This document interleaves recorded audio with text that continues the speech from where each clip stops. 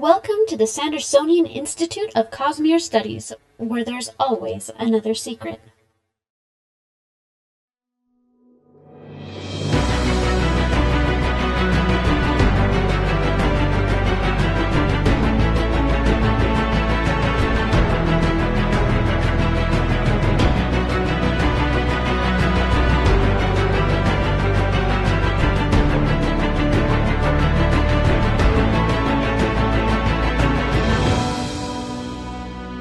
Welcome back, Sixers, to another episode of the Sandersonian Institute of Cosmere Studies. This is episode 180.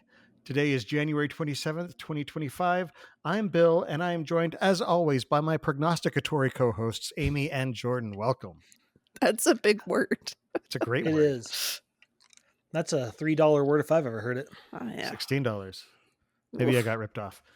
Before we get started, we do want to remind you that the Sandersonian Institute of Cosmere Studies is not a spoiler-free podcast. That means that if there is something in the Cosmere you haven't read and are worried about hearing spoilers, you might want to go read those first, then come back and join the discussion. Because tonight we are talking about the most recent release within the Cosmere. That's right, we are talking about Wind and Truth, and specifically we're going to be looking at the prophecies that have shown up in the Stormlight archive with from the Deathrattles, the diagram, and wherever else they may show up, and talking about what new context we may have for them after having finished Wind and Truth. For those of you who listen to the podcast recordings or watch the videos on YouTube after the fact, we do want to remind you that it's possible for listeners to interact with us live via chat as we record each episode at www.youtube.com/Cosmere Studies. We record episodes every other Monday night, starting at 7:30 p.m. Pacific Time, 10:30 p.m. Eastern, so please join us and take an active part in the discussion. The show is made possible by the support of our listeners and patrons. It will, of course, continue to be free, but if you want to help us out, head over to patreon.com/Cosmere Studies. Even pledging $1 or $2 per episode really helps us out as we continue to work to improve the show. Patrons get immediate access to our Discord channel where you can talk about the show and the Cosmere with other listeners. We got a great community with a lot of great discussions, and you'll also get early access to bonus episodes, exclusive access to other bonus content, and other good stuff. How y'all doing? Doing okay. Yeah? Just hanging in Can't there. complain. I am tired. I'm very tired. I made tacos for my nephews and nieces last night, which was fun. So that was They enjoyable. were delicious. I started playing Elden Ring and have realized I don't know that I am good enough to play this game.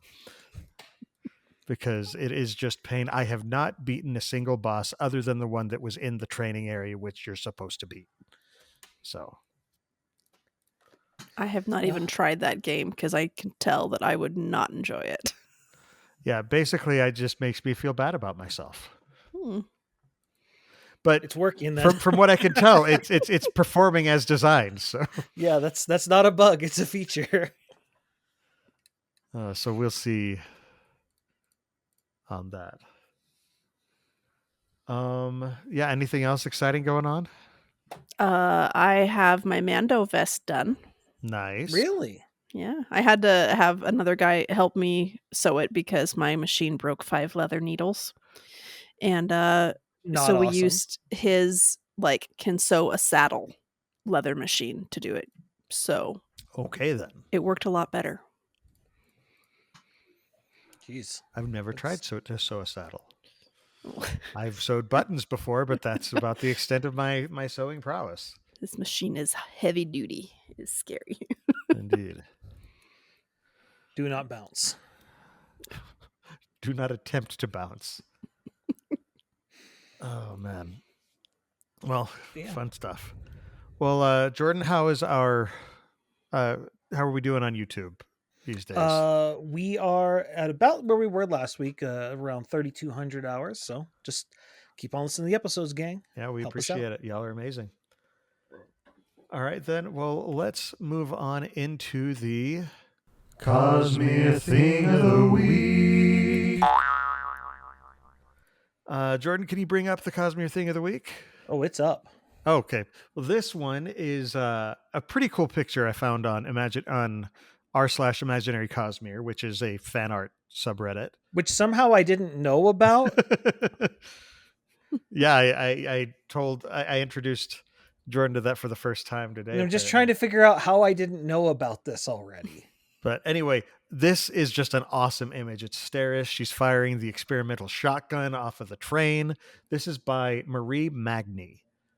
And I love the style, the composition. It looks of this. like official artwork. It's so good. It looks pretty. Like if you told me this was in like the card game or something, I wouldn't blink at that. It may be. I don't know if it's from somewhere else, but it's at least here. And again, the artist is Marie Magny. It's one of my favorite moments in Era 2. Mm-hmm. Just because, Renette had built up how, all right, I built this gun for you while you're tapping. And then he looks and he sees her with his, oh no. You're not tapping.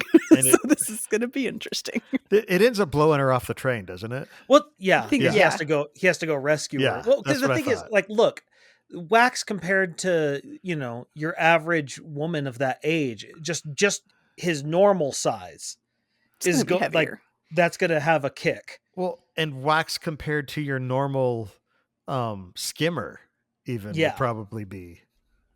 Well, because he's so adept at it. Yeah. And I mean, she hasn't shot many guns, right?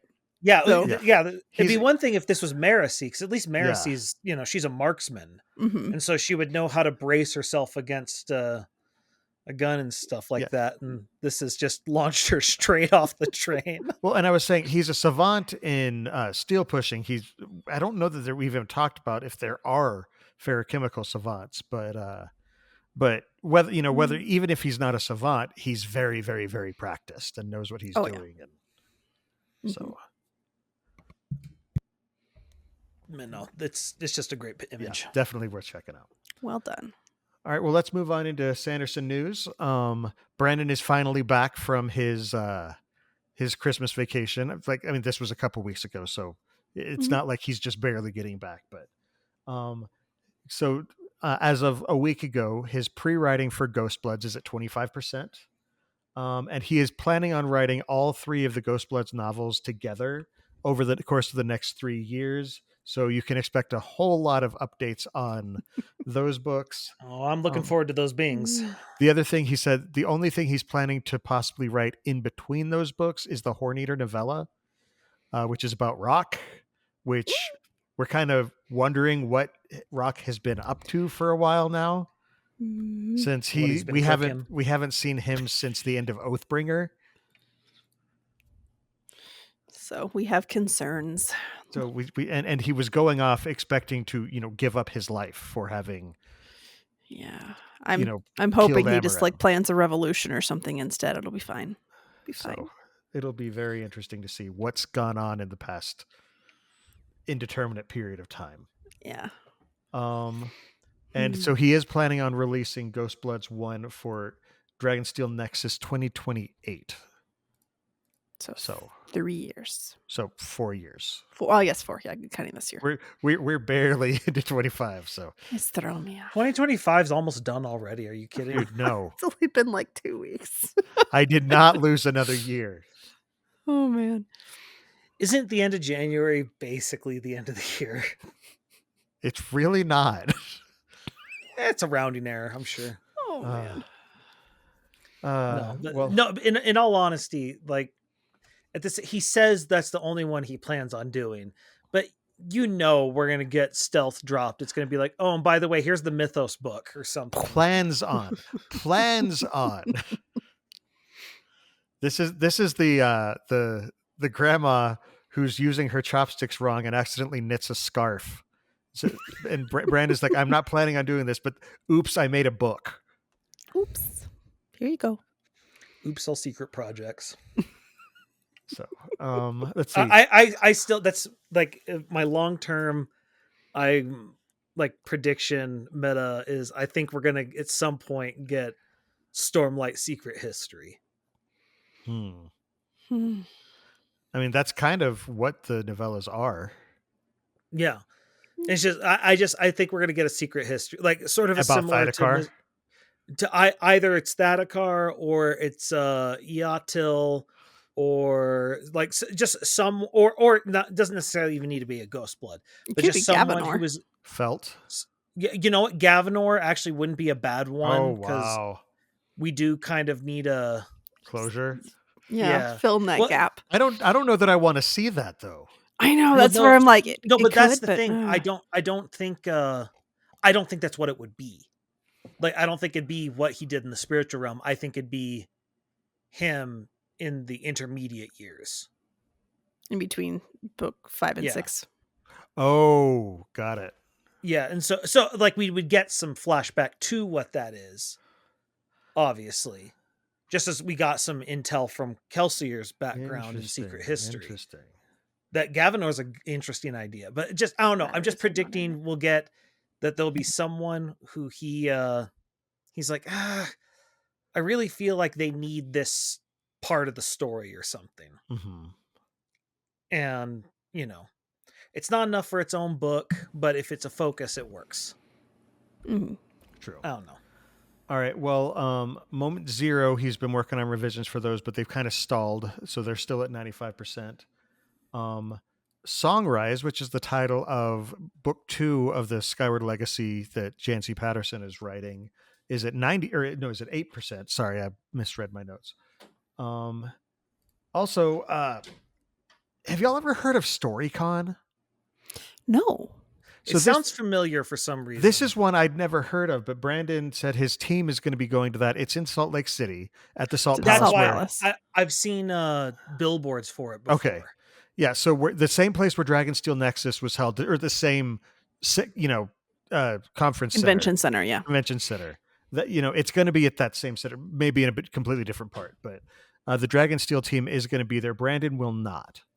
Apparently, it's a book focused convention, and they're going to have an interactive game, and so just that'll be cool. That's from February 21st to 22nd. And they said that a lot of the things are available at, quote, a reasonable price. Who knows what that means in convention terms? Here's one that I think Jordan will appreciate. Brandon live streamed himself playing. What was the game, Jordan? Now that you say it, I watched it. What was it? Gosh, are you serious? Hades. I'm suddenly blank. Yes, it was Hades. I was blank. I was like, it was one of my favorite games. I was trying to serve it up to you, but no, I completely blanked. Like, it was just suddenly my brain, like, it remembered. Oh yes, he streamed something I liked, and then the brain said, "But we're going to make it a surprise as to what it was." No, it was funny. I was like, okay, so Brandon Sanderson, Hades. Yeah, this is a Venn diagram that Jordan's name is at the middle. Exactly. So, and let me tell you, I got some. I need to criticize. Did you watch it? A little. Yeah, I watched some of it. Okay. Criticize his build a little bit. I don't want to brag, but I've beaten the game on 32 heat. So I don't want to brag, but I'm going to say this thing that I've mentioned a time or two on in all honesty, this might be like my greatest gaming achievement. That's Hades. That's fair. And so it was one of those. So heat is like the hard mode, and like each heat you put on it does an additional thing that makes it harder. And it's not required at all to quote unquote complete the game, but they do have like 3 extra things you can do with heat that if you sort of like, this is for the hardest of hardcore. And I beat 16 heat and I just couldn't, like at 32, I was just like, that's a double. I can't do that. And then someone put out a video like why Hades will never be defeated on complete, 100% heat, where they just max it all out. And then the hardcore players were like, because the guy's like, the only way it could be done is with this specific build, but you'd have to get the random luck to get the exact right things. And then the hardcore people were like, well, wait, so he proved it is possible. We just got to get the right RNG. And they started doing it. And then one of them finally did it. And I saw, and I was like, dang it. So I could beat 32. I just have to get good. And, it's just one of those things that just I have that nagging at the back of my head. It's like, well, you going to get good or not, scrub? And it's like, I guess I got to get good. So what is 100% heat? Like is 32 100% heat, or is that? No. It's nowhere close. Okay. That's the thing that's cool about the heat is because there's like give the minions more health, give them more attack, give them a shield, give them you have less health, you don't heal, just all these little things. This doesn't sound fun to me. Yeah. I find it interesting because it's one of those you can kind of mix and match with some of them to figure out, like, okay, you know what, with this build, I'm more willing to go, put more heat into this and blah, blah, blah. And I don't know, I find it fascinating. Okay. That's a game it's on my to playlist, but it's a great game. It's intimidating. I still haven't beaten the full story. It might be my favorite game of all time. It shouldn't be too intimidating. It's actually very approachable at first, and it builds to the thing I really like it from a more casual aspect, because I obviously went into the sweaty part of it, but the more casual aspect is they've done a great job of building failure into the narrative. Yes. And so even when you fail, you're getting more, like, it's kind of built into the story for you to keep losing. Yeah. Like I just know that I personally struggle with like being afraid of failing with the game. And then I know, even though I know the mechanics are built into it, it's being okay. I just have to get over that. And that's thing. What the building it into the narrative makes. Cause as you do it, you're like, oh, okay. I'm like, it feels like a natural progression to the story rather than I failed, so the story is blocked from me. It's I failed, so I'm getting more of the story. You're getting a branch or whatever. You're getting a different part of the story, because if all you do is succeed, you actually, like, if you just beat the game every single time, you actually you don't get the full story. Yeah. It's very well made. It's a brilliant. Josh has enjoyed playing it, but I just haven't tried it yet. You should just try it. Like, say, I'm going to do 3 runs. And then at 4 or 5 in the morning, when you realize how much you've put of your life you've put into this game, you'll say, okay, I understand the hype. I don't have a problem. No. I'm not playing it right now. You are playing it right now, aren't you? No, there's no way I could play it and stream at the same time. That is not possible. Well, it is not casual. Speaking of Brandon's YouTube channel, he's also now doing another release version of each of his lectures that he does. Because for those who aren't aware, Brandon teaches 1 class a year at BYU. And he always does it in the winter semester, so starting in January. And in the past, he has recorded those lectures and then put them on his YouTube channel. And this time he's doing it again with a bit higher production value rather than just a webcam in his lecture room. Mm-hmm. So his team is now recording it and editing it and putting it up. And so it's been, I think, 6 years since the last version he did. So those will be on his YouTube channel at youtube.com/. The first few, the first few episodes. This is important, at youtube.com/Brand Sanderson, not Brandon Sanderson. It is Brand Sanderson. So, what you were saying? Anyway, there's already a couple of them up. Yeah, he's already got a few of them up. Yeah. Well, I just think this is really cool because this is actually it's a weird thing to say for someone who's written as much as him, but I actually think this is actually his legacy more than his books. In some ways, absolutely. Because I just know the number of people who have learned from his lectures is pretty incredible. Mm-hmm. No, absolutely. Let's see. Also, on the Dragonsteel store, there have been restocks and new stocks added. So, first of all, the Mistborn deck building game is back in stock. I literally just checked, and it is in stock, so you can purchase it. It sold out very quickly twice. So, if you are there any shared stocks?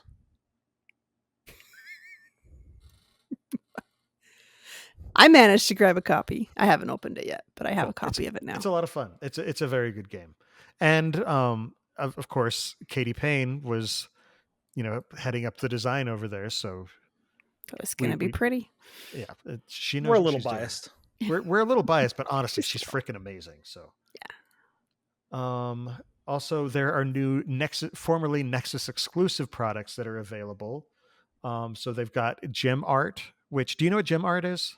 It's like the little diamond art thing that like you pick up the little tiny things and you put them in like each of the color spots. Yeah, it's like the little rhinestones that have adhesive on the back, and it's a little paint by numbers type thing, and you just put them all down, and I was not aware of this. It makes, and so there's a few of. I think that he said they've got a few of those on the website for different art, and then they've got the Bridge 4 blanket, which they were selling there. They have a whole bunch of pins available. The blanket's going to be a big one because there were a lot of people who wanted that at the con, but they're like, I can't do that because I have to ship it. And... Yep. But now you can have them ship it. Yeah. So, also a big one is they're now selling story deck boxes. You can either get a 3-pack of the cards, which I think that each of those has 10, or you can get They have like 15 actually, I think. Oh, 15. Okay. And or you can get a box of a gazillion packs, and those are $100 a piece. So you can get $30 for the 3-pack or $100, I believe. No, it's $10 for 3 packs. Was it 10 for 3? Yeah, because I bought that's right. 9. I bought 9 packs for $30. You're right. It's 10 packs for 3. Yeah, and I think it's like 36 packs or something like that in the big boxes. Okay.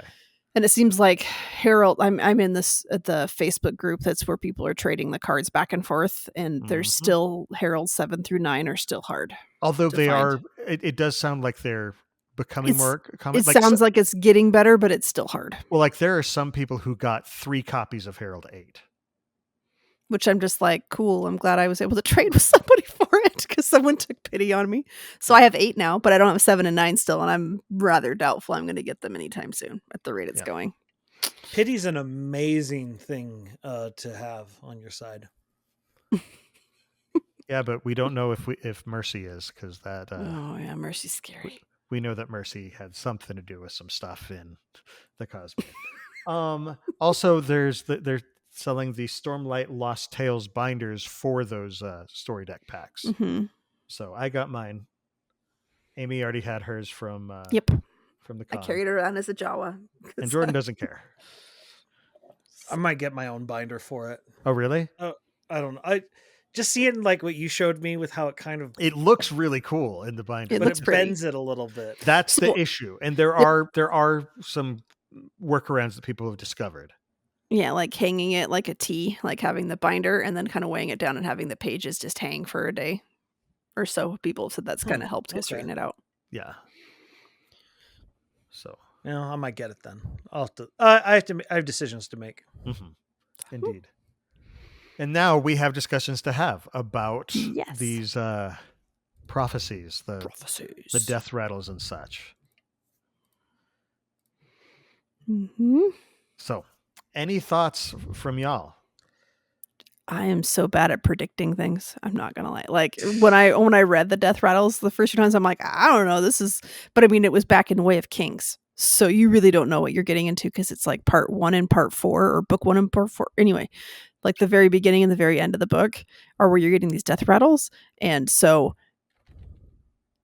I didn't pick up on where a lot of them were coming from, but a lot of them also happen in book 4 or 5 or 3. Yeah. Like they're all over the place. Well, there was one that I was like, just because we would have no way to predict it. It was just, and this is definitely one of those, it's just a I don't know how much we can expand on it, but it was just one of the Deathrattles. 10 people with shard blades of light standing before a wall of black, white, and red. Where is that one from? That's Adolin and his team of Power Rangers at the end of book 5. Oh. Wait, really? There's 10 of them, and the wall of black, white, and red. Red are the different colors. Yeah, that they have. Right. Oh, I missed that one. That's and cool. It was just, exactly. Just going through it, because all the Deathrattles at a certain point they kind of run together when you don't know what they mean. But then you see that, and suddenly it's like, wait. The other thing that was interesting, just because this one was collected 12 seconds pre-death by the Silent Gatherers. Subject was an ardent member of the Silent Gatherers, overheard during his last moments. So it's like even they weren't immune from the effects of it. Well, I mean, they happen when Moalak is near, and they're obviously They're Moalak's right near. So there was one oh goodness, Deathrattle where like the note upon it says that they don't trust it very much because basically the Deathrattle is like, yeah, I know what you're doing. I'm not going to let you have what I see. Right. So they obviously saw something, but they're wise enough to what's going on. That it was a Deathrattle that happened, but they weren't speaking the Deathrattle. They were denying him that. Yeah. They were holding it back from him. Yeah. Mm-hmm. Oh, well, I wish to sleep. I know now why you do what you do, and I hate you for it. I will not speak of the truths I see. So there is I mean, should we just dive into the big one? Which one? The one that basically foretold the end of Wind and Truth. Which one? There's a few of those. Fair enough. Many. Okay, one? The one that I'm thinking is, I hold the suckling child in my hands, and I feel okay. The one that irks me. Yeah, that one. And know that all who live wish me to let the blade slip. Spill its blood upon the ground over my hands, and with it gain us further breath to draw. This is the one that a lot of people latched onto as the Gavinor is the champion. And I was one of them, and we were right. The thing that's interesting about this one is before I think we all viewed this is sort of the people of Roshar saying this. Mm-hmm. But the thing is, when Dalinar makes his decision and looks to the Stormfather, and the Stormfather sort of gives him the knowing nod or whatever, it's not about Roshar. It's about all who live, all the Cosmere, but specifically, it's the other shards. Like, they've been ignoring this problem the entire time. Yeah, and this, like, that's the further. Suddenly, they now have to deal with this. They don't get to ignore the problem of odium anymore because it's now retribution. And he's unhappy and loose. So that was the other, again, just I had this thought. This is the second time we've seen a god defeated by but it be foreshadowed by a game. Because remember when Kelsier is talking to Ruin, he says to him, "Did you ever play card tricks when you were mortal?" Oh yeah. And he goes into the whole thing about how, yeah, I love playing card tricks. And then he does the whole thing. I always could get him to choose the card that I wanted. And this time it was foreshadowed. It's like, you didn't play Towers, did you? Yeah. And it was just a weird moment. It's like, if I did Nickel every time, it's odd that it happened twice. Well, it's in a way, like, not quite to the same degree. It's also similar to Vasher giving up his breaths to Denth before he killed. It's just like, it's an absolute gambit. Doing the wild card thing that they are not going to see coming at all. But exactly. If you also consider the fact that at least on that world, Denth would have been considered a god. Yeah. It's like, how you defeat a god. Not a shard, but yes, what you do is you change the rules of the game. Like when they have all the cards, suddenly you change the rules that the cards don't do what you think they're going to do. Wasn't that was one of the rules for how to play Towers? One of the rules was like only the fool like scatters, the pieces whenever he loses. This is not a metaphor for war. And then it's like sometimes the expert flips it over when he has no other thing. There's something about that. There were so many of the tower things that I'm like, I can't remember a lot of them. I'm gonna find this. It was really good because it was definitely foreshadowing. Towers. No, take me to the, what's it called? Epigrams. That's what I'm looking for. Epigraphs. I can never keep epigram versus epigraph separate, and it's I use them interchangeably. I know, and it throws me. I'm like, I don't know what it is, the epi things. The other one that is a similar moment, I think, was a man stood on a cliffside and watched his homeland fall into dust.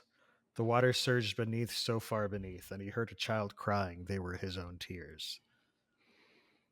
Oh wow, Yeah. I didn't even catch that's Taravangian. I mean, there's a lot of it's interesting because on the Copper Mine, they have it interpreted as Dalinar remembering his vision of the destruction of Kholinar with Noadon. Yeah, but this is but it's Taravangian. That's Taravangian when he buries his own city. Yeah, that's true. Yeah, that makes more sense to me because I'm sitting there going, yeah, I think you're right. The waters don't make sense. I think otherwise. It's both. I think that's the point. Yeah, it could be. The best prophecies are. Okay, I found it. It's rarely the wise will also seek in loss to flip the board and scatter the pieces. But if you do this, it is likely the last time you will play. This is also not an adage for towers. Mm. And that's what Dalinar literally did. What happened. He's like, I know I'm going down swinging. So, well, or not swinging. We'll get because the whole point was the board that had been set by Taravangian was an unwinnable situation. Mm-hmm. And when you're in an unwinnable situation, what do? You refuse to play the game. Well, and basically what he did is Dalinar, because everything had been fixated and risked on this one single match. And what Dalinar said is, okay, I'm going to do whatever I can so that even if I lose this match, the game's not over. And we're actually in a better position, potentially, not a better position, but as good as we can get. We've gained some ground. Roshar's not in a better position. Roshar's in a much worse position, but it's a worse position with the potential to become a better position. Yeah, well, it's because the thing was he suddenly realized time was the thing Taravangian wanted. Because Taravangian needs to understand this power and how to use it and such. Mm-hmm. And Taravangian's far too clever to just give him time to figure things out. And he realized the only way because it's sort of like Roshar's hosed either way. Either way, Odium is staying on this planet. Mm-hmm. The question is there a winning move after this? Mm-hmm. Well, and one of the biggest winning things that happened for him was actually not something that Dalinar planned, because it's not something he even knew about. And that was, the clash between Odium and Honor shifted your space-time around Roshar. And so while, Taravangian has 10 years, everyone else has 80. Which is a big difference. Yeah, it's a big one. And also explains why Brandon's been so cagey about dates. That certainly explains a lot that way.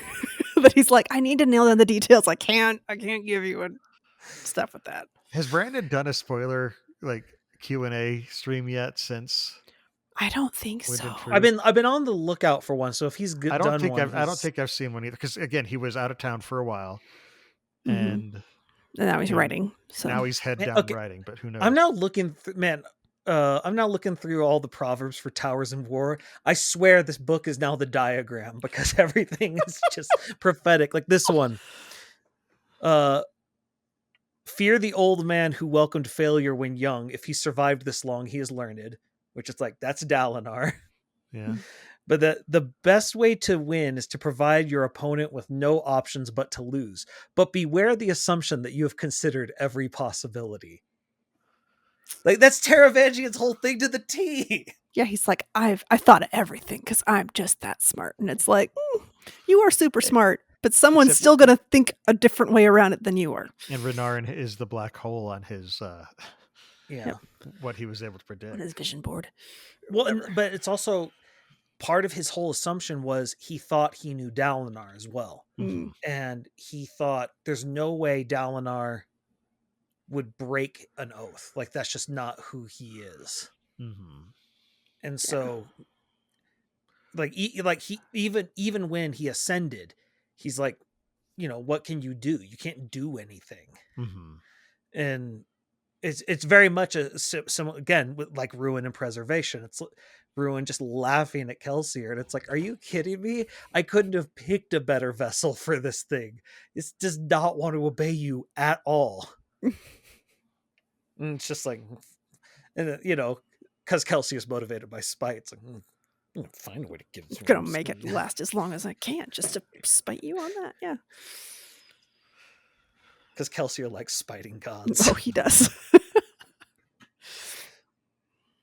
But no, I don't know. This man, yeah, that one's starting to look prophetic.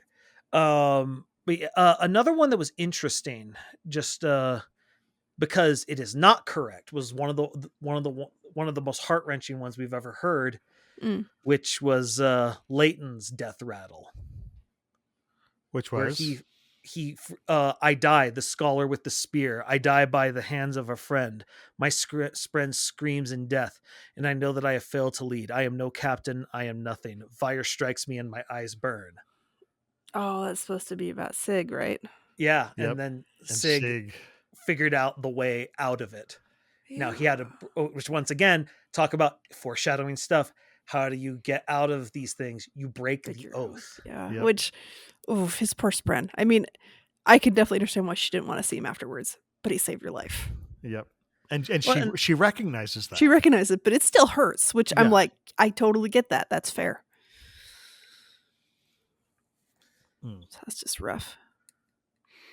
But it's interesting that, again, so many good foreshadowing moments. Mm-hmm.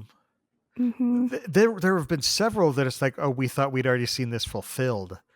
Yeah, and then it's like, nope. Like, for example, I have seen the end and I have heard it named.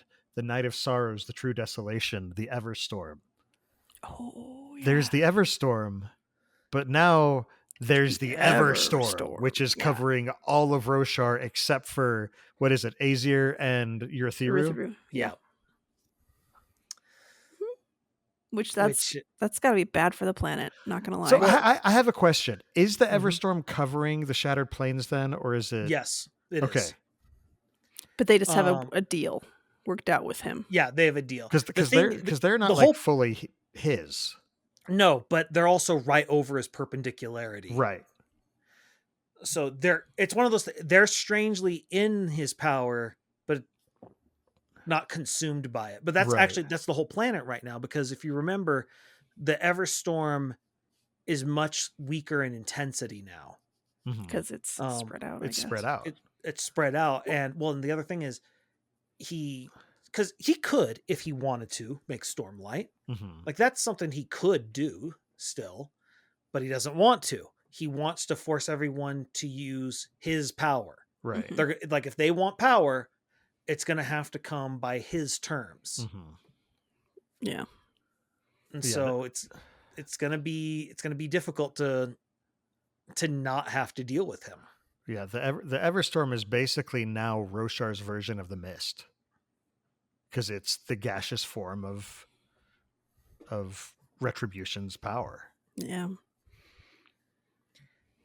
Well, and just the fact that, now his whole thing is like he's coming after oath breakers and stuff like that. That is one very bad for Hoyd, but he's already suffered the consequences for that once. Yeah. Got turned into a fine red mist. That's something that one thing on the Coppermind, it's like he has the ability to, like turn oath breakers into a fine red mist. And I'm like, I mean, that could just be blood. Like that might not be like a power. That might just be what happens when you eviscerate someone at the atomic really level. Fast. Yeah. I'd like to know what was the consistency of this red mist. That's going to be important. Are you asking if it was thicker than water? Yeah, that's what I'm looking for. Yeah, that's exactly what I'm looking for. Ew. But another one that was interesting was so the night will reign, for the choice of honor is life, which is interesting because this could apply to a lot of people. In one like you could say, first of all, Dalinar, like he's the Night of Sorrows is here, so he let the night reign for the choice of honor his life. And because that's the thing, is he actually broke his oath to give them a chance and let night reign, which is an interesting contradiction. But the Coppermind says may refer to Renarin and Relaine choosing to release Ba-Otto Mishram. Because that's the other thing that's interesting, is we now have to wait for that shoe to drop too. Like, that's one of the things in classic Brandon fashion. A lot happened, and yet there's still a lot of shoes left to drop. Yeah.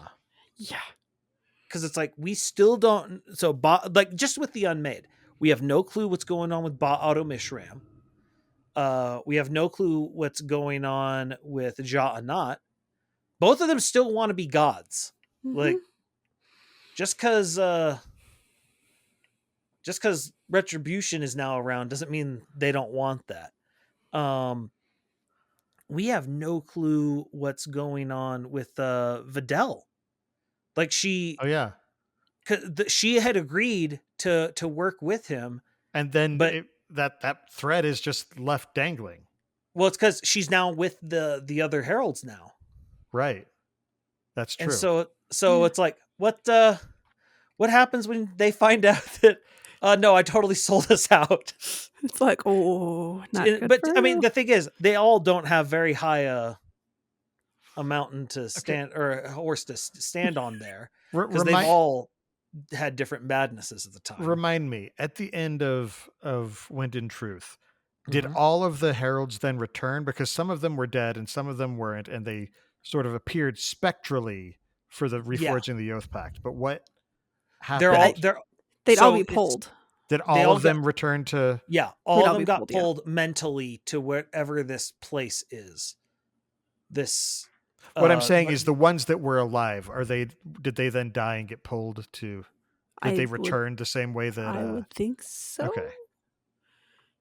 Yeah, I would think I'm so. fuzzy on the ending of the. Yeah, I'm fuzzy on a lot because it was a lot. But yeah, that's what I remember coming away with it as, is that they were all there. Okay. Yeah, which, it's now going to be. That's going to be fun, because it's like, all right, well, so Kaladin now has now whether he gets 10 years or the 80, depending upon where this is, we don't know. But either way, it's like, okay, you have 10 years to help them work through their issues. Yeah. And, which again, it's like, okay, but he doesn't know what he's doing still. He's kind of inventing this on the fly. The other thing that, go ahead. Sorry. No, I was going to say, the other thing is he also has that many years to train with them. Yes. So the one thing that I'd kind of seen going around is that with Ba-Otto Mishram, she's connected to oaths, right? So the fact that she's free now may help heal the herald somewhat, because it healed the Spren.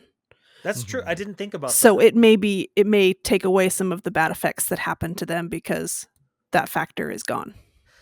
Okay, now this is out there, but she was able to give forms of power to the singers. To the singers without odium. I'm wondering if can she give a form of light to Radiance? Ooh. But will she want to is the other question. No, but that, could she? I don't know. It's kind of we haven't seen enough of her to know perhaps to the Radiant singers.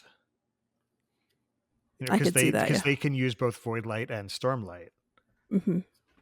I could see that, yeah. So the other thing that's fun with Kaladin being with the Heralds is I want to see Kaladin becoming buddies and swapping embarrassing stories with Chanarach now. I know you probably won't get it, but I do kind of wish we could have a scene where he's like, hold up. She's your daughter? Oh. It's like, she owes me some boots. So. Well, no. I heard that apparently there was a boot exchange at the wedding. Yes, I know. But I'm just saying. So funny, yes. Like the conversation. No, we knew that in Oathbringer.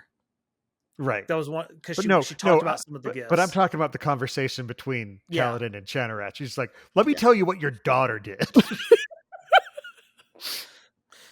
Your daughter is a thorn in my side, and she married the most frustrating man in the world. And I'm so happy for them, and I'm so frustrated. Nah. I love them both dearly, and I will defend them forever. But my gosh, how. And for the record, they're the most sickening couple I've ever seen. It's disgusting. PDA is off the charts. Especially in this last book. Have you read this last book? Like, sorry, breaking some walls there. Oh man. Another one that was interesting. Let's see, where was that one? I had it here. Oh, this one was interesting. They break the land itself. They want it, but in their rage, they will destroy it. Like the jealous man burns his rich things rather than let them be taken by the enemies. They come. That's kind of what happened. Honor and Odium as they started to fight. Yep. Both times. Yep. Both as Tanavast and Dalinar. Where they suddenly realized, oh crap. I'm hurting things. Yeah. Well, it reminds me of when the Lord Ruler first became, first ascended, and he like moves the planet trying to fix things, and he's like, "Oh, I'm burning everything." It's freezing. I need to figure out a way to make this balanced. Better, yeah. So he has to slap stuff together because it doesn't behave exactly as he expected. Yeah. 3 of 16 ruled, but now the broken one reigns. Mm-hmm. Yeah. I wonder that's okay. There's another thing waiting to drop. What's cultivation now going to be doing? Yeah, who knows? Running away. Left. Maybe she's off trying to survive. Oh wait, maybe she's the survival shard. Is now. The other thing. Sorry, no, never mind. I got my brain. Well, because of his power of retribution. The fact that he now specifically, like, he has a specific thing against oath breakers. A lot of the shards have not been sticking to what they agreed to. And I'm wondering if that's also part of what's going to terrify them is they didn't stick to their promises. And that kind of gives him an edge in how these powers seem to work. Yeah.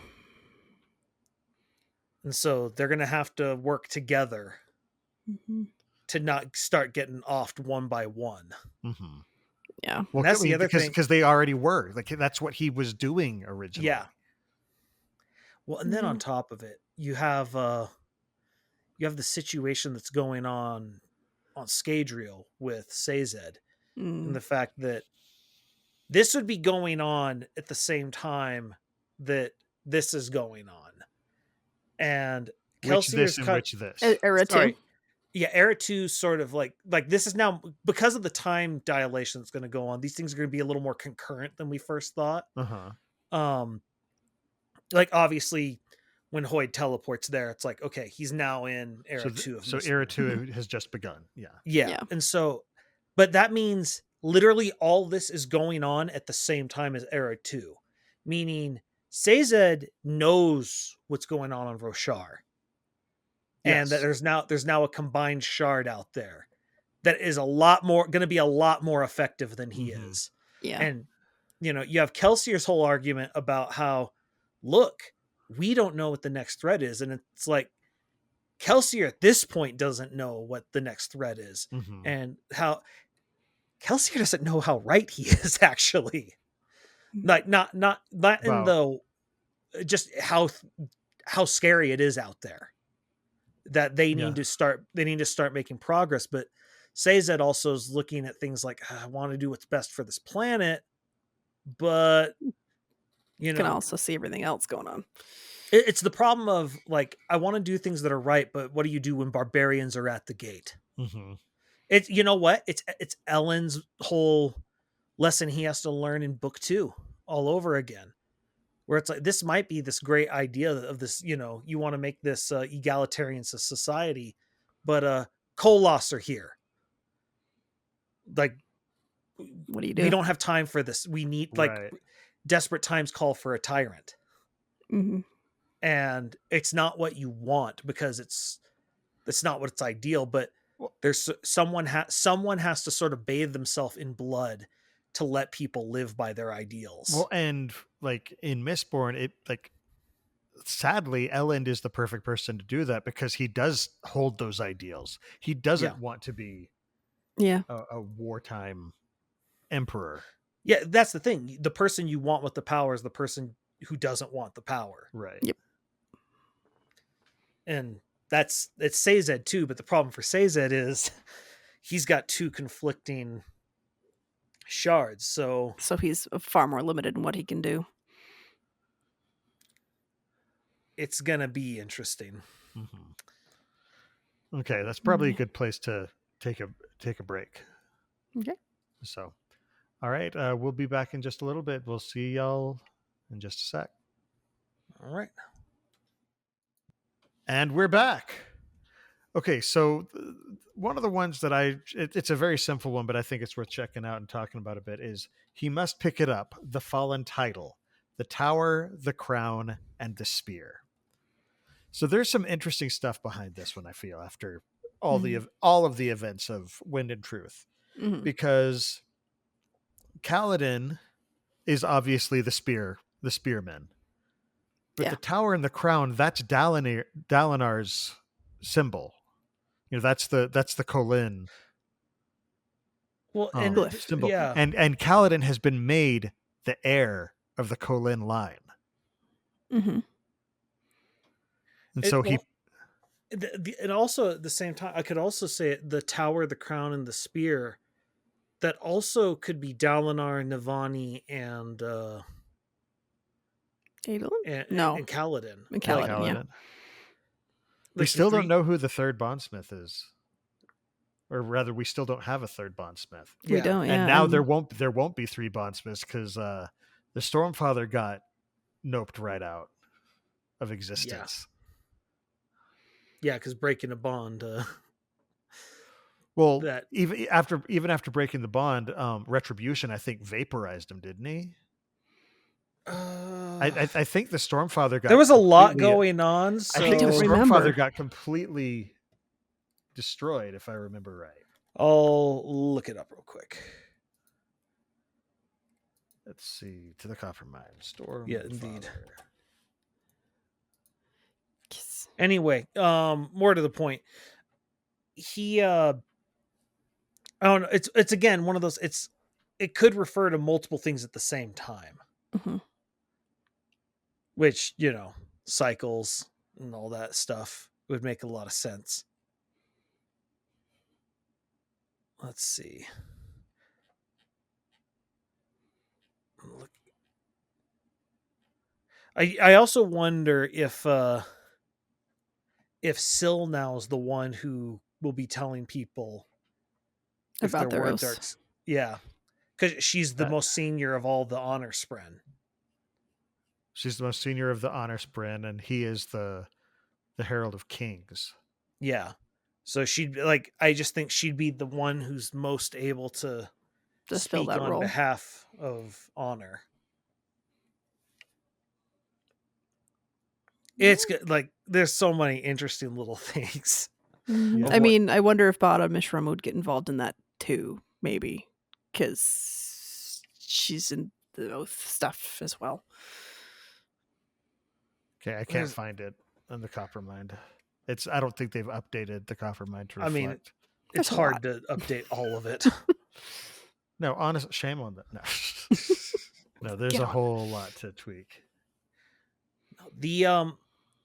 He's gone no matter what. I was wondering if it was because he was vaporized or if it was. I feel like he was destroyed. I'm going to look it up in the book. So cool. Okay. Then on top of that, we've been talking a lot about the Deathrattles, but what about the diagram? Oh goodness, I didn't even look at the diagram stuff. Well, I would like to go to paragraph 1 of the back of the footboard, the tenets of instruction. You must become king of everything. And everything is capitalized. Oh. Yeah. I remember that actually. It's everything got a lot bigger. Yeah, because I mean, but first we thought it was just like Roshar, and now it's Cosmere, potentially. Well, and it was one of those things where he said king, and we thought it was a literal king. Then it became odium. It's like, oh, okay. So it actually it's more about, you know, the Cosmere. And then at the end of this book, it's like, oh, it was both. It's just both. Because why not, you know? And then on top of it, also from the diagram, but who is the wanderer, the wild piece, the one who makes no sense? I glimpse at his implications and the world opens to me. I shy back. Impossible. Is it? And I believe this is clearly Hoyd. And it's interesting because now he has the memories of odium. And the fact that when he destroys Dalinar for breaking his oath. Okay. He's what? Sorry, I did find it. Oh, okay. Here it is. Taravangian roared in defiance, then in glory as he realized this would mean his freedom. The contract, including honor's binding of odium to this world, was finished. In a rage, he attacked and vaporized the Stormfather. No. Gotcha. So yeah, the Stormfather is just completely obliterated. I mean, it's possible that there will be a new Spren of some sort to fill that gap. It may take some time. But it would probably take some time. So I mean, yeah. So I mean, there might be 3 eventually. We don't know. Yeah. But back to the Hoyd thing, because he's pissed because he starts to realize what Dalinar tricked him into doing, and then he needs something to take it out on, and he's like, "There's at least one other oath breaker around here that I can do." And that's when we cut to Hoyd running for Sigil, just being like, "Take this, go!" Yeah, like he is coming for me. It's gonna be quick. I say yes. He cannot get his hands on this. Say yes. Say yes. Say yes. Say yes. Yes. Okay. Oh, hi. How's it go? And now. Yeah, and now we kind of understand why Sigil is so mad at Hoyd. He got no prep time. Just whoop. Yeah. To be fair, neither did Hoyd. No. Well, and Sigil was already going through a rough time at that point. Oh, yeah. Yeah. That's okay. It's going to get better, right? We at least know it ends okay. Yeah. It's rough. Rough, buddy. Yeah, it's way rough, buddy. But no, another one, I'm trying to find it. It was in the diagram. So there was also a bunch of predictions that were mentioned, but we didn't get a specific like epigram for it.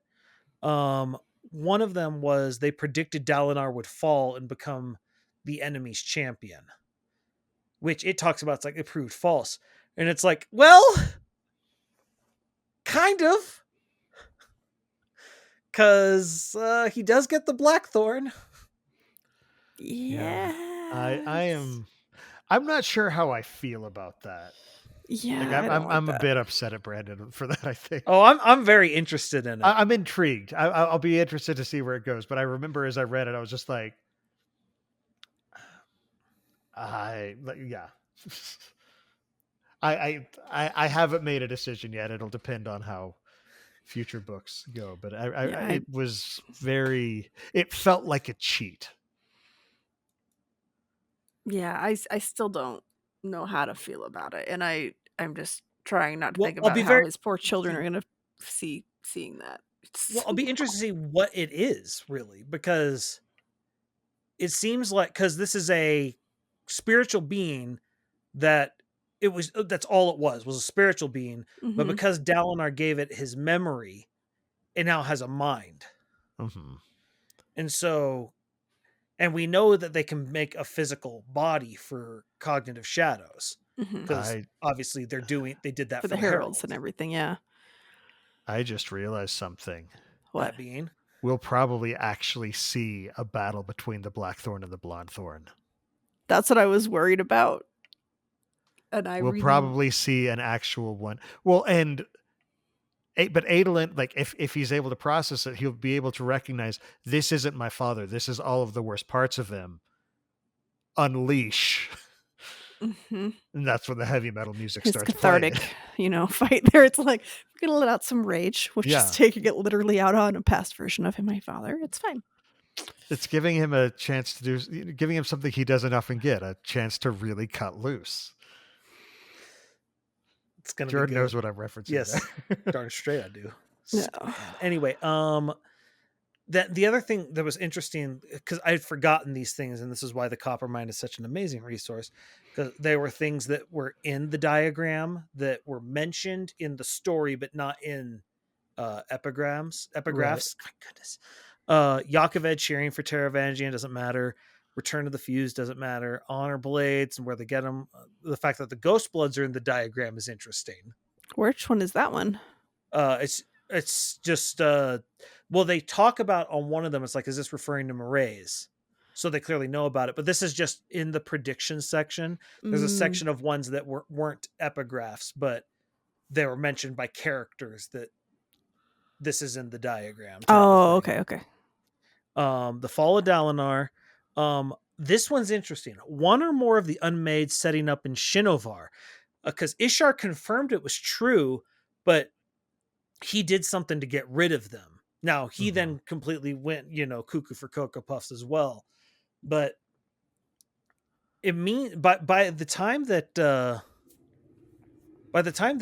diagram is being written, this would have already have happened. And so, well, yeah.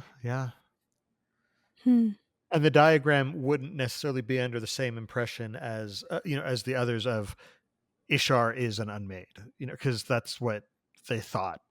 Yeah, they were going after an Unmade, and it was Then this is something else that is interesting. It says nothing is mentioned about Nightblood in the diagram. I wonder if he's kind of a blind spot. Yeah, but it was something that it was in one of the interludes where Taravangian is talking to Adrotagia, and they're talking about the flaws in the diagram. And one of them is like, there was nothing about the sword in there that you think would have some notice. Yeah, it's important because it's literally the linchpin of the entire Ascension. Yeah. Yet it's not in the diagram. There's also someone else not in the diagram that I thought was interesting. There is no mention of Navani in the diagram. So with Nightblood, it may just be because do we know when the diagram was written? It was before they found Szeth. Yeah, it was before they found Szeth, and it was also he went, I believe, after Dalinar, didn't he? The reason I ask is because was Nightblood on Roshar at that point? I think so. I think Dalinar went after Taravangian. I think Dalinar was the most recent. I think Taravangian was first. I'd have to find a timeline. I'm not positive. I could be so wrong on that. But no, well, so that's the thing that's interesting. The reason I brought up Navani is it's all based upon his ability to surmise things with his own knowledge and looking at things. Now it's when he's at the absolute pinnacle of, a human's ability to interpret and look at events, which is how he's able to see okay, there's some wanderer that's doing stuff around here. I don't know what, but I can see that here and I can see this here. But this is why I'm talking about Nightblood and Navani is he has no way of predicting when people go outside of what they expect of themselves. Because there would be no evidence at the time of when he's writing the diagram, that Navani would, get over her issues and learn to, actually be a full force in the world. She was the Queen Dowager. She was off the board basically because Alucard was king. Exactly. Well, and then on top of it, like Nightblood, like you said, probably off planet. And how would you anticipate something like that? I don't know. I feel like he would have been on the planet. But there has to be evidence of it for him to find it. Yeah. Let's say it's with Vasher for some reason. Vasher ain't unloading him anywhere. Yeah, he's not. And so there's just no evidence for, even with all that intelligence, to even see inklings of what's going on there. And so it's part of what's the limit of the diagram. Yeah, that he's got to be able to find some evidence of something. Yeah, all we know of Nightblood's presence on the planet is that at some point he was likely in Cultivation's possession. Because she offered or at least in a sphere of influence. Exactly, because she didn't offer him to Dalinar, but she kind of mentioned him. She mentioned him. She's like, "What would you have from me? Would you like this? And would you like a sword that bleeds black and can never be defeated?" Yeah, there's something we know is Nightblood.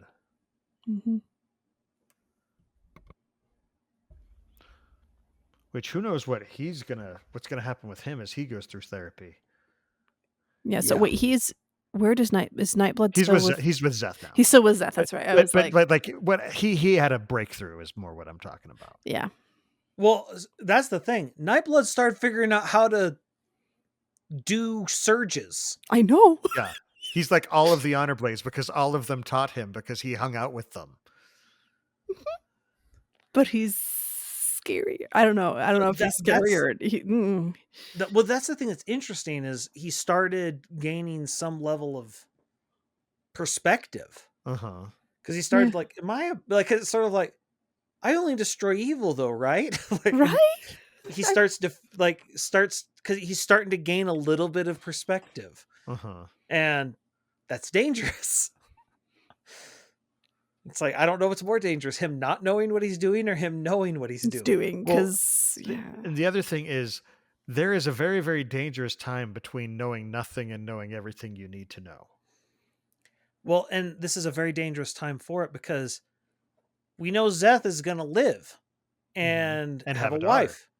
Yeah. And like, what's going on with Nightblood? Because if I'm Retribution, but first of all, I can't believe he's going to let Szeth live to a ripe old age.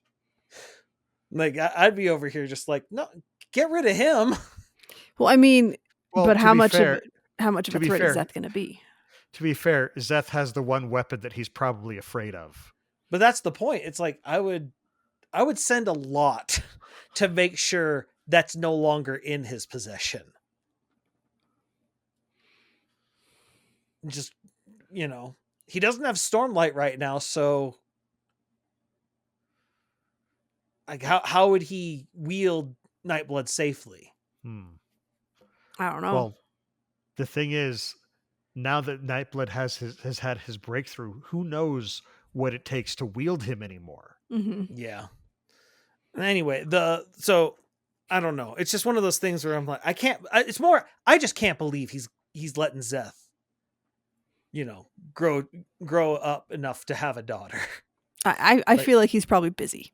This is going to be his biggest factor because now he's handling everything aside from two little areas. So I feel like he's kind of busy. Well, the other thing is, of all people, Szeth is not an Oathbreaker. True. Yeah. That's right. Yeah, he might not. So he can't really feel justified in going after him. Yeah.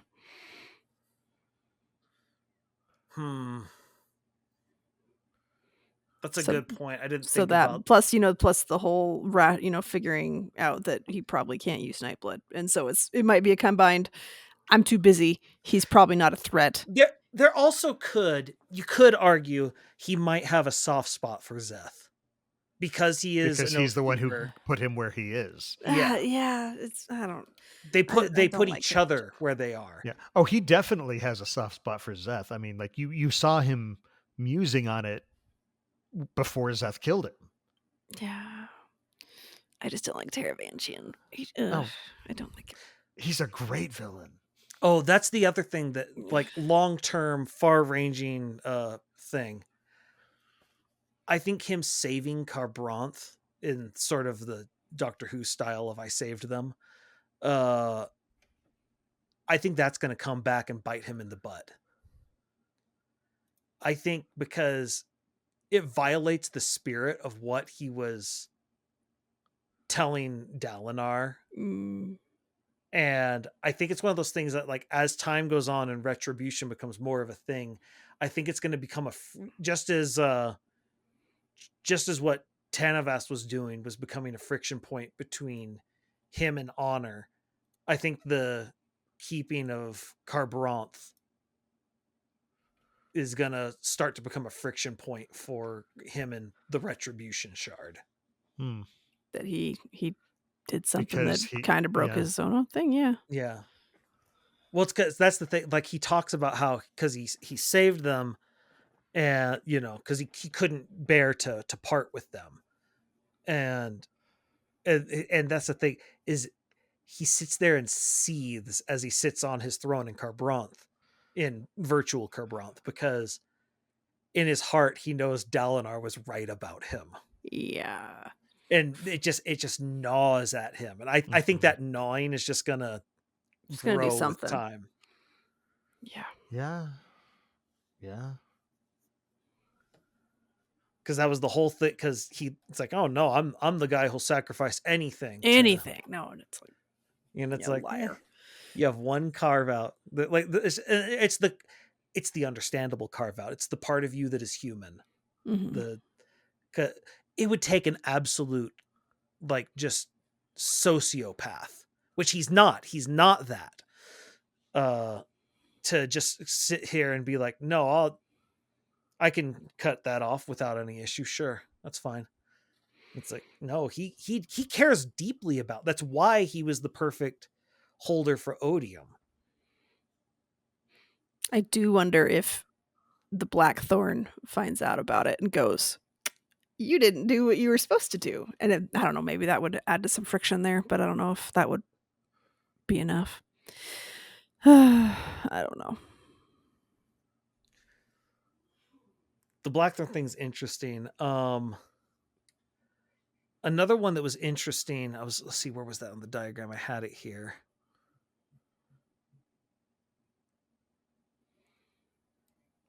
This one. Chaos in Alethkar is, of course, inevitable. Watch carefully and do not let power in the kingdom solidify. The Blackthorn become an ally or our greatest foe, depending upon whether he chooses the path of the warlord. If it's just, and there's some stuff after it, but just that he did both. Yeah. And that's the thing that's interesting, because I remember that was part of the issue with what was his name? The guy who recruited Moash. Oh. Dang it, I can't think of it now. Anyway, the guy, because he talked about how we know, like, the diagram talks about, we either need to ally with him or kill him, because he'll either be our greatest foe or whatever. And they talk about how, it's fine because everyone, Graves, his name's Graves. Graves. There we go. I was going to look it up. Yeah. He talks about how, we know it's going to be one or the other. And that's the thing. You look at the diagram, you're like, okay, this is the nuance of the diagram. The fact that it actually predicted both. And that was their problem, is they were looking at it as a or situation. Because they'd have no way of anticipating that it was an and situation. Yeah. The diagram is still just one of the most fascinating fantasy concepts I've ever seen. I love it. It's crazy. There's another Deathrattle that really is interesting to me. I didn't come up with this myself. I saw it on the Copper Mine, but it's one that I thought we had it figured out, and then it was turned completely on its head by Wind and Truth. That's the burdens of 9 become mine. Why must I carry the madness of them all? O Almighty, release me. Because we obviously thought this was town. Mm-hmm. But it's Ishar. I think it might be both. It could be both. The main thing that makes me think, oh, this actually was meant to be Ishar, is that the title of chapter 138 is The Burdens of 9. Oh, and that's okay. I could see that, but I could see it being applied to both of them. Mm-hmm. And again, it's one of those that could be both, but not even thinking it could be Ishar, because that's what he had been doing. Is he had been taking their madness upon himself. I mean, they still had plenty of madness, but he took a big chunk of it. Yeah. And so, no, I think that's such an interesting shift. Yeah.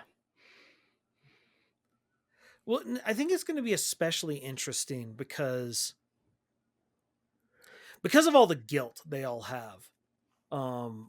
We saw a piece of it with Ash, because she talks about how, you're supposed to hate us and all that stuff. Mm-hmm. And then we get to Wind and Truth, and, they have the moment where they break into the infirmary, and the Fused are all like, yep, all right, kill everyone. That'll demoralize them. And Ash just kind of turns and looks at them. You dumb creme. It's like, you picked the worst spot to try and do that. Like, literally. Do you have any idea how, if you had said this literally any other place on the planet, you'd have been fine. You'd been fine. Nope. But you had to say it in front of freaking town. And her, I mean, I'm sure she did some damage too, but it's just like, but Talon, oh man. Just, I love, we don't see it. All we see is Adolin then and he just sees the mountain of bodies that are underneath this man. And it's like, he has no weapons, just went to town, just went John Wick on all of them. Yeah. And it's like, I want to see it. I want to see him go John Wick. Oh man. But the thing is, but I loved about what I loved about that is her being like, he's not going to go alone this time. Mm-hmm. And it's sort of that idea of courage is contagious type of thing. Mm-hmm. And Talon was the only one who didn't fall during the last, what we called the last desolation. Yeah. Didn't fall ever. Yeah. And so when he died, it's like, okay, yeah, we got to do something now, because we are in bad shape. Which again, that kind of it's interesting how it kind of parallels Dalinar's decision, where they all knew we're just breaking over and over again. We can't keep going like this. Yeah. And is it the quote unquote honorable decision? No. You just abandoned a man to, 4,000 years of torture. Yeah. Like, there's nothing honorable about this decision, but at the same time, but they accidentally stumbled on the right decision for the wrong reason. Mm-hmm. Yeah. Well, and it's just like, we have to, for this planet to have a shot, we gotta. Mm-hmm. And they feel horrible for it, and it would gnaw at them for millennia. Well, and I mean, you see what happens, because when Chanarach is killed, she breaks. I mean, comparatively, nearly immediately. Yeah. Yeah. It frankly could have just been because we know there's a period where they sort of have to find them first. For all we know, she might have just been able to hide for all that time because they weren't looking for her. Right. And so she might have broken immediately when they got to her. Who knows? We don't know. Yeah. I'm sure we'll find out in the next set of books, Well, I mean, we know when the desolations kind of started. So. Yeah, but I'll be interested to know, did she have to endure torture, or did she immediately break when they found her? Or... I'd like to know what happened in the intermediate. Oh, you're talking about on Brace. Got it. Is it Brace? And, yeah, it's Brace. Yeah, Brace. And then on top of it, I'd like to know what she was doing after she broke. We know she went to a wedding. Yeah, and that's all we know. Yeah.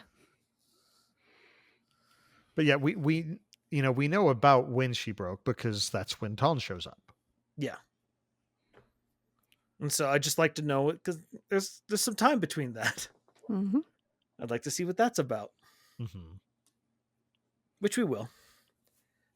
Because, everyone's getting their own individual and probably group therapy sessions. Yeah. Oh, man. Yep. No, All right, well, any other you want to mention before we start wrapping up? I feel like a lot of the other ones we've kind of already talked about in the previous ones, and those were ones that were more obvious. Like they connected obviously with this incident or that incident. There was one more. I'm trying to find it.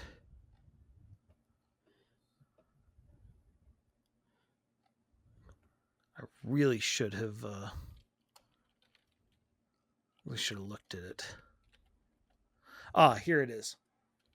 They named it the final desolation, but they lied. Our gods lied. Oh, how they lied. The Everstorm comes. I hear its whispers, see its storm wall, and know its heart. So this is another one that literally has two different possible meanings. Because there's two Everstorms. There's two Everstorms, and there's two what we called the final desolation. Or two versions of the Everstorm, rather. Yeah. Yeah. And so, because we thought, oh no, this is the final destination, and it's like, oh, it's not. And then it's like, okay, this is the final destination. Desolation. No, it's not a movie. Not yet. Anyway, but our gods lied. Oh, how they lied. Because even like what ended up breaking Dalinar, not a lie, but a broken oath. Yeah. Sort of the lie he told himself that I can fix this. And it's like, you can't. And like, that's sort of his thing where he finally has to, I just realized Dalinar had to do unplanned what Kelsier did. He has to do the Thanatos gambit where he sacrifices himself and throws the ball to the next generation. Whereas Kelsier, that was his plan from the beginning, and why he's not a Knight Radiant, because the destination was the journey for Kelsier. Whereas Dalinar didn't plan it, but he kind of came to the same conclusion of, I'm going to need to make a sacrifice here and trust the next generation to pick the ball up where I throw it. Yeah. Right. And the other thing that he did is he preserved the next generation. Yeah. Yeah. Because Gavinor is now still around. Speaking of people who are going to need therapy. Oh, anyway. Yeah, oh man, he's going to need so much help. Well, and the thing is, Yesna is now the queen of Kholinar, or whatever version of it still exists. And Gavinor is actually technically supposed to be the king of Alethkar when he comes of age. And look at what has happened. He's come of age. Yeah. There is potential for unrest around this situation. Yeah, I have since Yesna's just in her. I'm worried about what Gavinor's going to be like, because we haven't seen what he's like, really. Especially because the one person I think who could have really saved him is Navani, and she's in Princess Zelda Crystal. Yeah. I mean, I think Lift has a chance of getting, Lift could. Lift is probably the... And she's got the next book. Mm-hmm. So there absolutely could be something there. But yeah, like his other connections are not... I mean, they're still like the nursemaid or whoever, but that was probably not as big of a connection as other things. I have a feeling he's going to...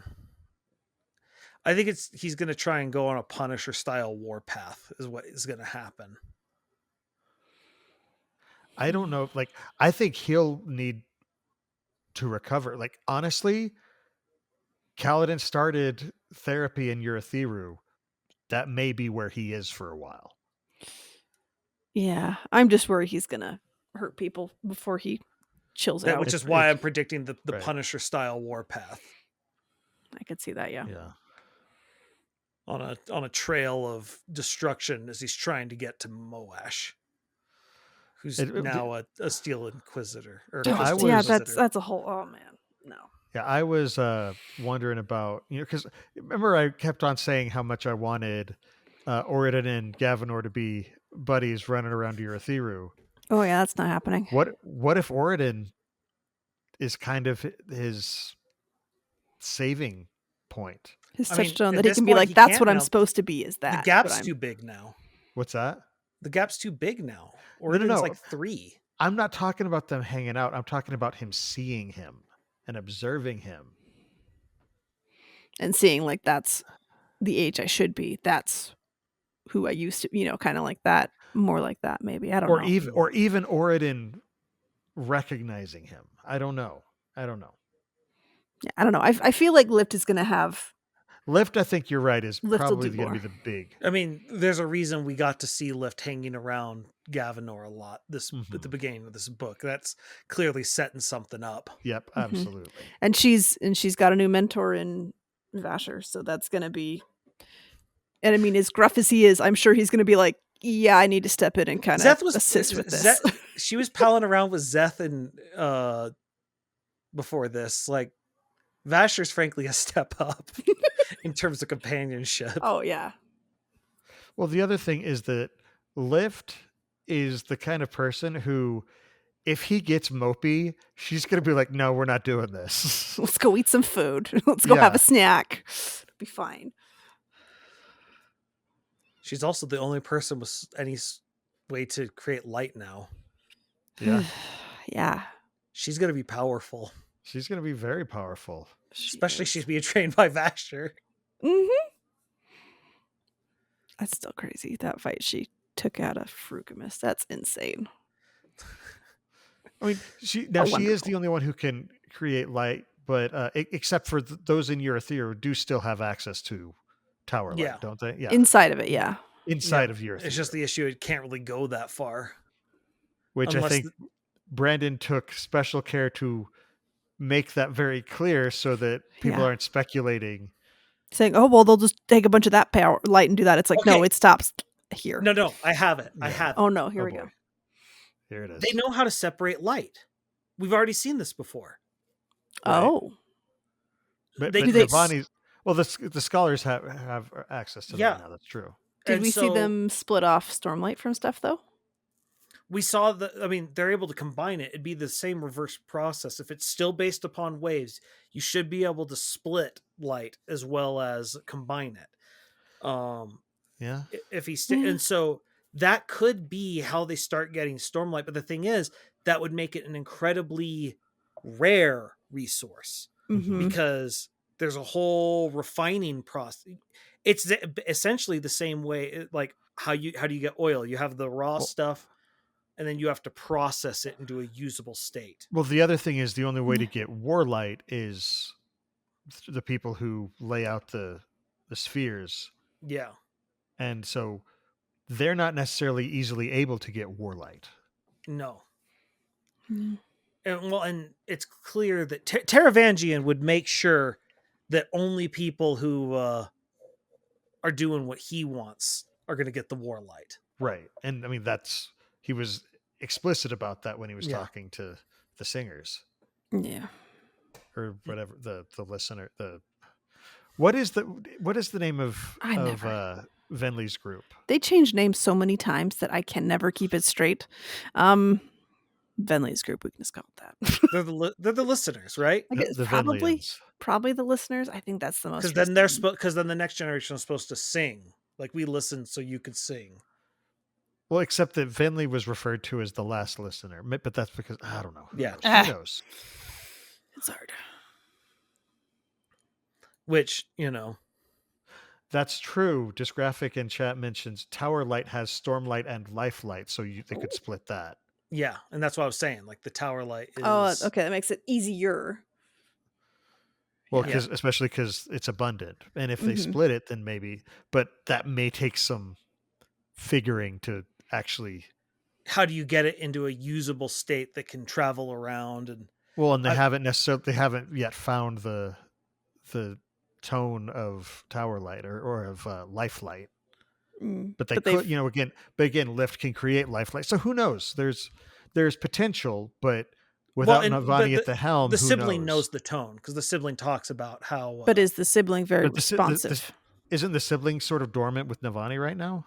Right now, but the whole thing is, if Navani's still making the light, like her scholars know it, they already, like, if you have the combined tone and you already know what Stormlight is, the difference is Life Light,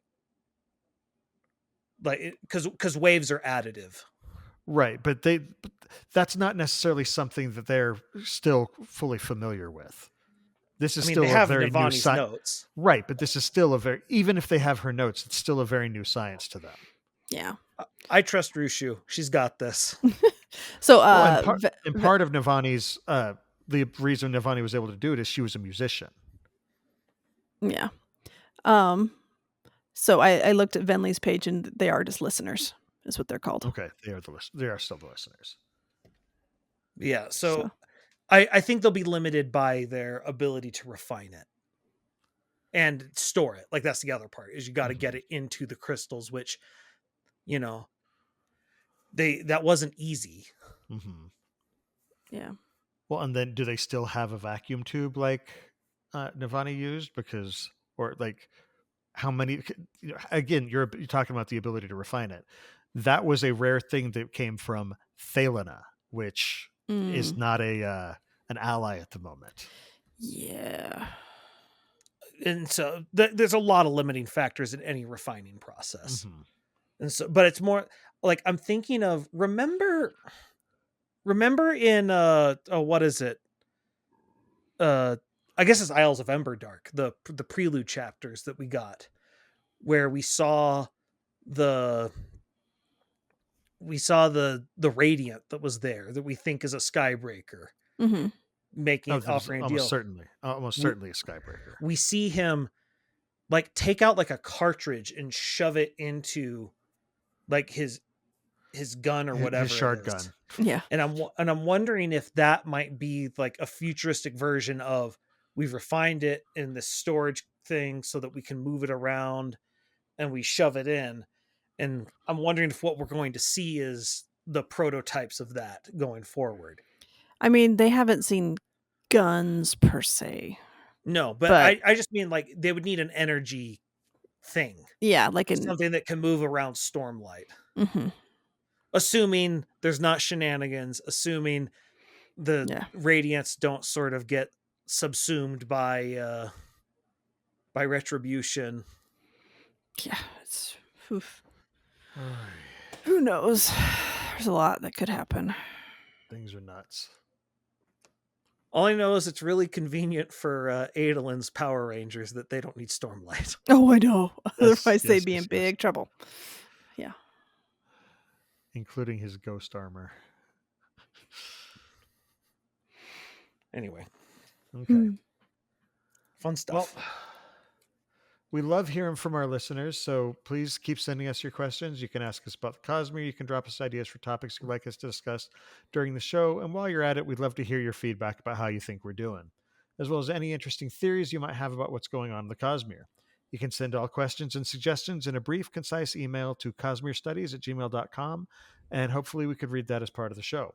You can also reach us at the Sandersonian Institute of Cosmere Studies, P.O. Box 970063, Orem, Utah 84097. We do have our own personal projects that we're working on outside of the podcast. So Jordan, why don't you lead us off? Let us know what you got going on right now. You can find me at twitch.tv/splicestream, where we are still working on the Quizzard Game Show. I've made some great headway. I thought I had made enough headway to do it last week, but it's way more work than I remembered doing. I forgot how difficult it is to get all my macros to do things automatically to where I can efficiently host a game show. So I'm hoping to do it this Saturday. If I do, I'm going to need some people to do some testing for me as far as how the game actually plays. And so if you'd be interested in doing some video game trivia, please reach out to me via Discord, because I need volunteers. And if you're like, oh, I don't really know video games that well, that's actually kind of who I'm looking for. I'm looking for people who feel that they're okay with video game knowledge. I'm not looking for people who just consume this stuff all the time. I'm looking for the average person. So if you are the average person when it comes to video game trivia, I need you. Please message me. All right. And Amy, how about you? My Facebook is Coincidence Cosplay and Props. My Twitter is @CoincidenceCosp because my name is too long. My Instagram is @coincidence_cosplay, and my TikTok is @coincidencecosplay. And my website is www.coincidencecosplay.com. So I am actually, I know I say this every time, but I'm finally going to actually start posting things on like my other ones other than TikTok. But I've been putting up a bunch of Twi'lek and Jawa and Biker Scout videos that way on TikTok. But I need to I'm going to start putting Mando progress on my other ones, as well as finally putting up pictures from like the last 2 years, because I've been terrible about actually posting. So mostly I'm working on my Mando and some other random 3D prints. So that's kind of what I'm doing. Cool. I do want to promote another podcast that I am on occasionally with Jordan. It's called I Think We Overleveled. It's a bunch of basically a bunch of old college buddies talking about video games back in the day, just and what it was like. And yeah, just talking about the good old days of gaming. It's a lot of fun. We record on Wednesday nights, and it's at www.youtube.com/splicestream. We record at the same time as we normally record our this podcast, so 7:30 Pacific, 7:30 p.m. Pacific, 10:30 p.m. Eastern. So the one we did a couple weeks ago was the game that kept me up all night. So the game you stayed up late playing, where I actually had fun with that because I introduced pretty much everyone to a game none of them had heard of, and it kind of blew their minds. It overtook the show. I had to know more. Yep. Street Fighter 2010, The Final Fight. So check out the episode. It's a mind trip, man. And then our most recent one, we talked about the Game Boy series of portable consoles. So, and just how they affected us. It was interesting. For those of you who want to support the Sandersonian Institute of Cosmere Studies, but you can't become patrons, just let your friends know about the show. Don't forget to subscribe to the podcast, to like and subscribe over on youtube.com/Cosmere Studies. And if you want to toss us a good review, wherever you listen to us, we'd love it. Comment on the videos, all sorts, all that other stuff. All right. Final thoughts. Diagrams or diagraphs, they're hard to keep straight. It's always diagram. Epigrams and epigraphs. It's epigrams and epigraphs. No, I think it's diaphragms. Goodness. Isn't it diaphragms? No, that's a muscle. Oh my goodness. Yeah. Diadems? That's jewelry. Diabetics? That's you. Oh, that's me. Words are hard. Well, in addition to the live episodes of the show that stream on youtube.com/Cosmere Studies every 2 weeks on Monday nights at 7:30 p.m. Pacific Time, 10:30 p.m. Eastern, listeners can find our videos on YouTube or audio versions of the podcast on Apple Podcasts, Spotify, and just about any other service that carries podcasts by searching for Cosmere Studies. You can also follow us on Twitter, Instagram, TikTok, depending on what the situation is with TikTok, and Facebook under the profile @Cosmere Studies. For our next episode, we'll finally be starting our deeper dives into the various plots over the course of Wind and Truth. Next time, we're going to be looking at Kaladin's and Szeth's stories. So make sure to join us in chat for the live discussion on Monday, February 10th, 2025 at 7:30 p.m. Pacific Time, 10:30 p.m. Eastern at www.youtube.com/Cosmere Studies. Until then, on behalf of Amy, Jordan, and myself, thanks for listening, and remember, there's always another secret.